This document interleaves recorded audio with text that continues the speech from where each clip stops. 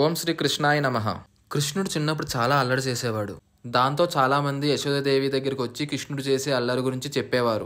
ఒకరోజు కృష్ణుడు చేసే అల్లరి మితిమీరిపోవడంతో యశోదాదేవి ఎలా అయినా ఈరోజు కృష్ణుడికి బుద్ధి చెప్పాలని అనుకుంటుంది. దాంతో కృష్ణుడు ఒక కుమ్మరివారి ఇంట్లోకి వెళ్ళి అక్కడున్న ఒక పెద్ద కుండలో దూరిపోతాడు. అప్పుడు యశోదాదేవి కుమ్మరివాడి ఇంటికి వచ్చి కృష్ణుడి గురించి వెతుకుతుంది. అప్పుడు కుమ్మరివాడు కృష్ణుడు దాక్కున్న కుండ మీద కూర్చుంటాడు.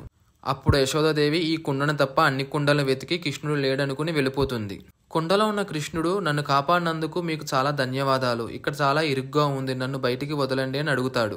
అప్పుడు కుమ్మరివాడు, నేను నిన్ను కాపాడాను కదా, నువ్వు నాకు తిరిగి ఒకటి ఇస్తేనే నేను నిన్ను వదులుతాను అని అంటాడు. అప్పుడు కృష్ణుడు, నేను నీకు మాటిస్తున్నా అని బయటికి వచ్చి నీకేం కావాలని అడుగుతాడు.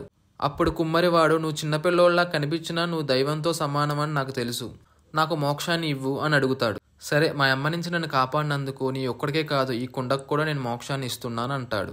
అప్పుడు కృష్ణుడు నవ్వుతూ వెళ్ళిపోతాడు. Subscribe for more Krishna Leela's.